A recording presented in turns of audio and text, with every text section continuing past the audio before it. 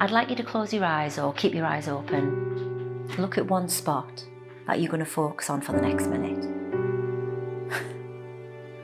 Don't worry, this is a lovely part. Are you ready? Nice. I want you to picture a friend, the sort of friend that instantly makes you smile, a gigantic, big beaming smile. This friend's funny, quick-witted and really entertaining. And now think of a time when they did or said something that really made you laugh. And I mean really made you laugh. It's just pure comedy. You want it to stop, but you don't. You are funny, my friend. Really funny. You should be on stage.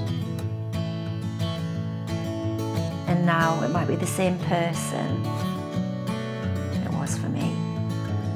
But think of someone who you can talk to about pretty much anything and everything and vice versa. And that friend for me was Sam. I'm there for you. I'm always there for you. It's fine. Trust me. It's going to be fine. You can open your eyes now or shift your focus because it's time for you to hear our story.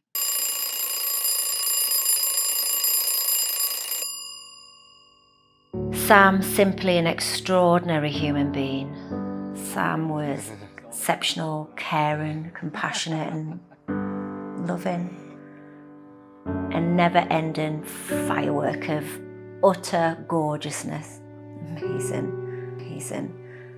As you may suspect, life changed for Sam in the worst way possible when a chance meeting with a stranger would haunt Sam. And now us. Sam was married, and when Sam realised it really was over, it was one of the very few times that I realised our bright, shining light started to fade, slowly closing down. Sam had hit rock bottom.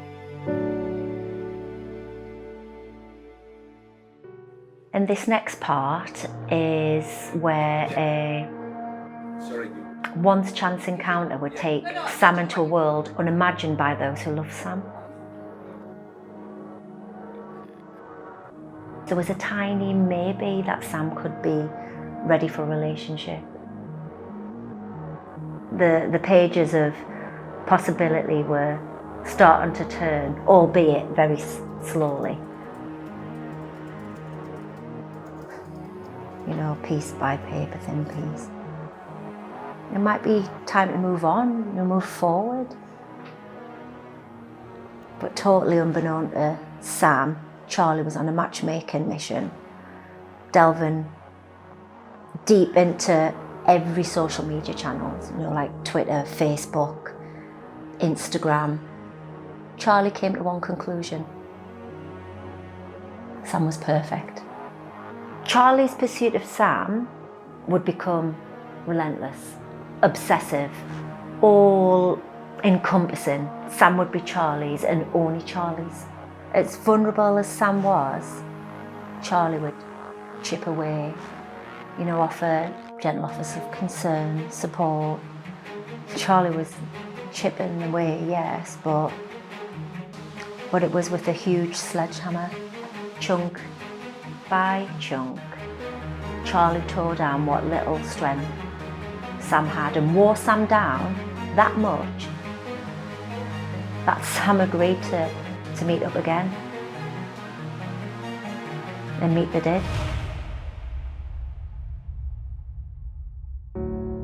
Charlie, it was the smallest of attractions. Not the surge you feel when you're mesmerised by someone. It was slowly, day by day, Charlie continued to wear Sam down. Alarm bells started to ring for me in a distance. This deep and dark obsession is called love bombing.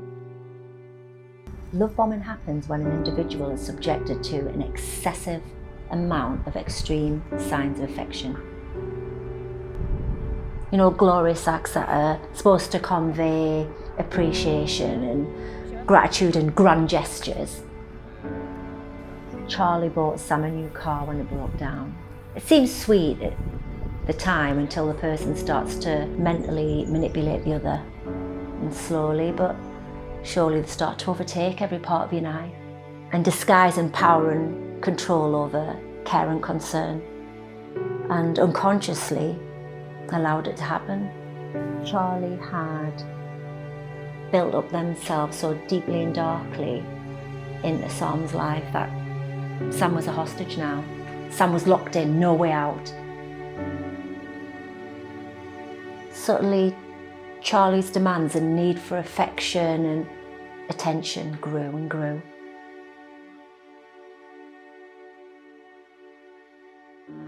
Sam took the last hostile option and allowed the friendship to develop.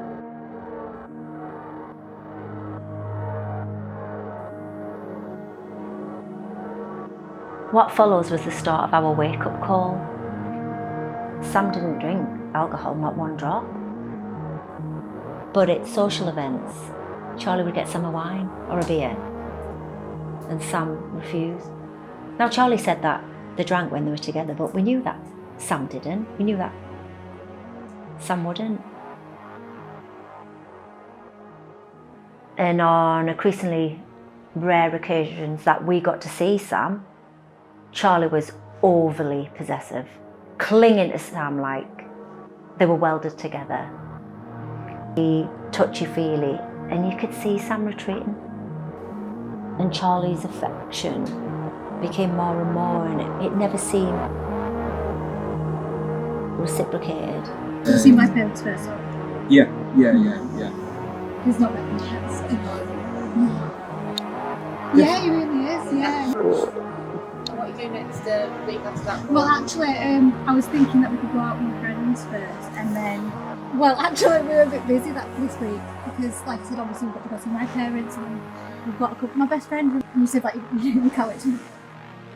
Charlie's need for affection, you know, that honeymoon period. You had to be with that person all the time, texting, calling, asking where the significant other is, what they're doing, who with. These signs may be small, but they build up over time. Coercion and control. Sam shut down slowly, losing contact with friends, family, text messages from loved ones unreturned, contact restricted, relationships evolved, just floating away. We suspect now that Charlie was influencing who Sam could contact, who Sam couldn't contact. Control, you see. Charlie was controlling Sam. What follows now is beyond shocking.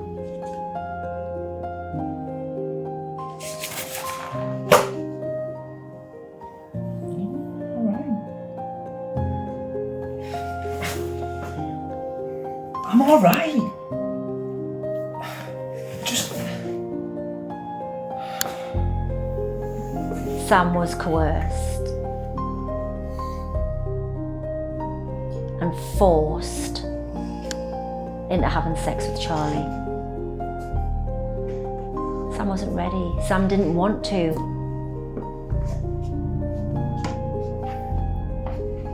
Sam did not want it to happen, but it did.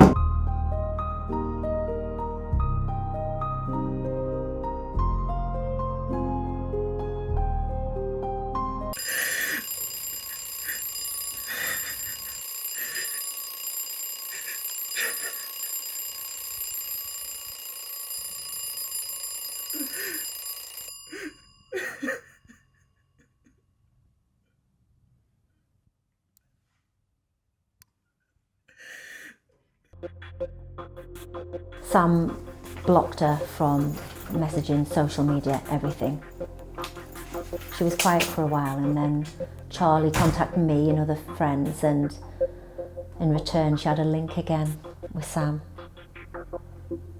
She was so desperate. No. I have to. You give me no choice. You're the one who's been avoiding me. After everything Yes, you. I've done for you. I've given you everything. I'm just gonna walk away. What? You're not leaving me. Do you really think I'm gonna let you go? It's not happening. I've given you everything, and you've broken me.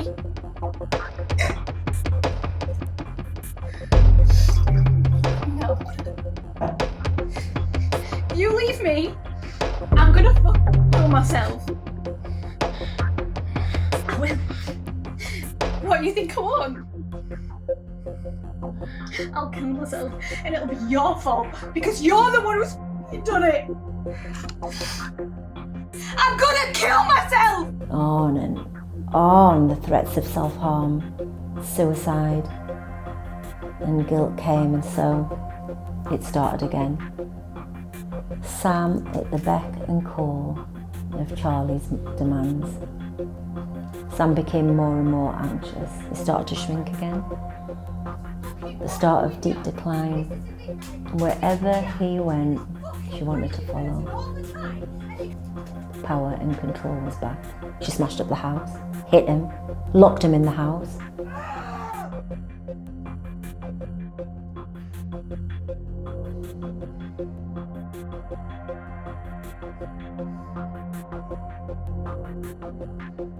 Sam retreated from his friends again. He disappeared. I and other friends, and we shared our thoughts, and we raised concerns. We spoke to his dad and told him how worried we were. It wasn't right. We were losing Sam, and so was his parents, who weren't even able to see their own son. It was if they'd been imprisoned with no visiting rights. One time, he did ask a friend for help. I need help, please, I need help. Desperation was there, but it wasn't acted upon. I don't think many of us really knew how to help him. I wonder if we had, I wouldn't be doing this, sharing my story.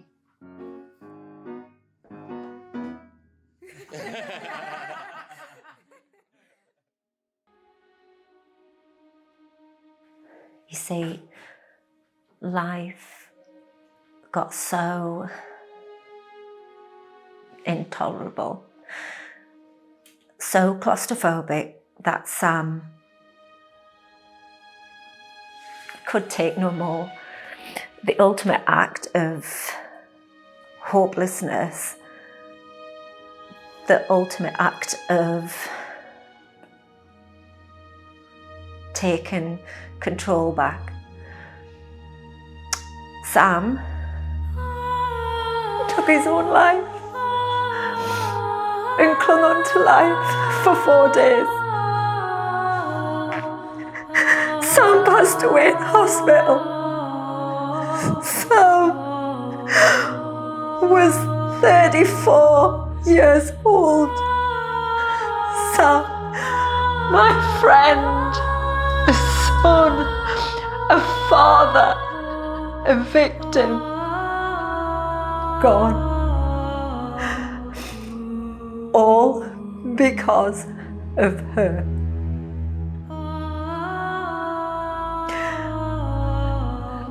Like, this room, it was the darkest times for all of us.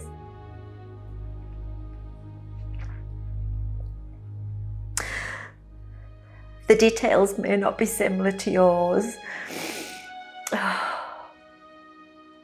Perhaps they are.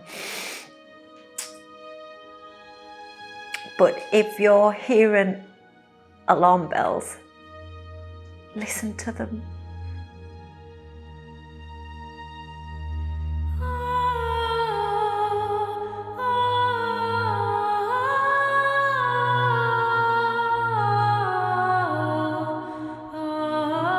The story you just heard is my story. This was my friend. If any parts of the story rang alarm bells for you, my advice would be to look for the patterns of behaviour. Find out what domestic abuse really is and know how to support someone you care for in the right way. The website bradford-dasv.co.uk has everything you need to know. Knowledge is power. Knowledge could be their escape. Thank you.